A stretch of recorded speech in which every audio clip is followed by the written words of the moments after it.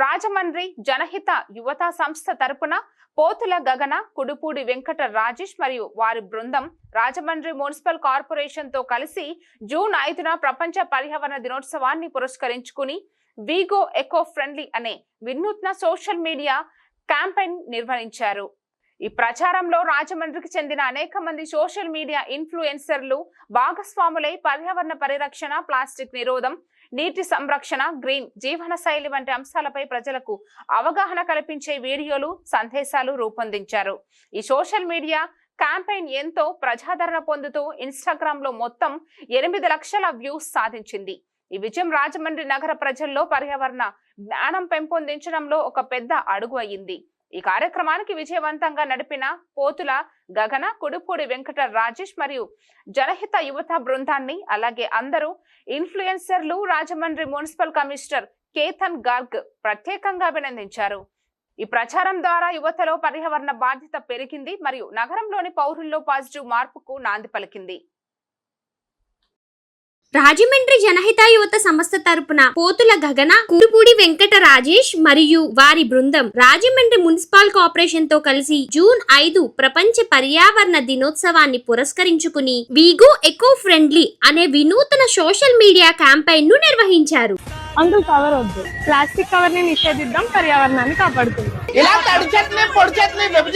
పర్యావరణాన్ని కాపాడదాం, భావితరాలకు స్వచ్ఛమైన గాలి, నీరు, భూమిని అందిద్దాం. డ్రైనేజ్ సిస్టమ్ అంటే వర్షపు నీరు, ఇంటి వినియోగ నీరు వెళ్లే మార్గం మాత్రం. కానీ చాలా మందిని చెత్త వేయడానికి వాడుతున్నారు. ఆర్ఎంసీ వాళ్ళు క్రియేట్ చేసిన RRR, అదే రెడ్యూస్, రీయూజ్, రీసైకిల్. ఇక్కడికి మీరు యూజ్ చేయని బట్టలు, వస్తువులు, చెప్పులు, పుస్తకాలు, మీ టాయ్స్, ఇంకా ఏమైనా మీరు యూజ్ చేయనివి ఏమైనా ఉంటే ఈ సెంటర్ తీసుకురావచ్చు. చిరంజీవి గారు చెప్పినట్టు మీరు ఒక మొక్క నాటి ఇంకో ముగ్గురిని మొక్క నాటమని చెప్పండి. అలాగే ఈ స్ట్రీట్ ని కంటిన్యూ చేయండి. ఇది మన గోదావరి, దీన్ని మనమే కాపాడుకోవాలి.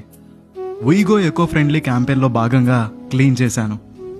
ప్లాస్టిక్ కవర్ ని నిషేధిద్దాం, పర్యావరణాన్ని కాపాడుకుందాం. అన్నదానం చేయడం చాలా గొప్ప విషయమే, కానీ మనం ఏ విధంగా చేస్తుంది అన్నది కూడా చాలా ముఖ్యం. మీరు ప్లాస్టిక్ కవర్ లో దానం చేయడం వల్ల హార్డ్ రియాలిటీ ఇలా ఉంటుంది. మీరు దానం చేసే అన్నం ఇలా నేలపాలు అవుతుంది. ఒకసారి కవర్ చూడండి. ట్యాప్ నీటిని అవసరం లేనప్పుడు కూడా వృధాగా వదిలేయడం వల్ల నీటి కొరత ఎక్కువైపోతుంది. నీరే మన భవిష్యత్. ప్రతి నీటి చొక్క వెనకాల ఒక జీవితం ఉంటుంది. ఇది చూడండి, ఘాట్లు మొత్తం కూడా గాజు మొక్కలతో, ప్లాస్టిక్ వ్యర్థాలతో నిండిపోయి. ప్రతి ఒక్కరు కూడా ఇది నా బాధ్యత అనుకుంటే ఇటువంటివి ఇక్కడ కనిపించవు.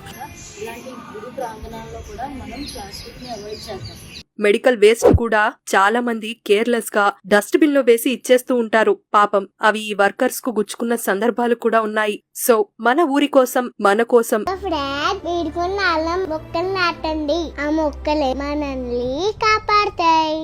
మన ఇంట్లో ఫంక్షన్ చిన్నదైనా పెద్దైనా పేపర్ ప్లేట్లను పక్కకు పడేద్దాం. భూమికి మేలు చేసే ఈ అరిటాకులు మాత్రమే ఉపయోగిద్దాం. రోడ్ల మీద ఆహారం వెతుకుతూ అనుకోకుండా ప్లాస్టిక్ బ్యాగులు, కవర్లని తింటున్నాయి. ప్లాస్టిక్ తినడం వల్ల అది క్యాన్సర్ కి కారణమవుతుంది. వీలైతే వాటికి ఆహారం పెట్టండి, రోడ్ల మీద కవర్లు కాదు. ప్రభుత్వం నిర్వహించే పనులను ప్రోత్సహించాలి, కానీ ఎక్కడ పడితే అక్కడ చెత్తను వేసి మన సొంత ఊరిని పాడు చేయకూడదు. పర్యావరణాన్ని కాపాడటం కేవలం ప్రభుత్వందే కాదు, మనందరి బాధ్యత కూడా.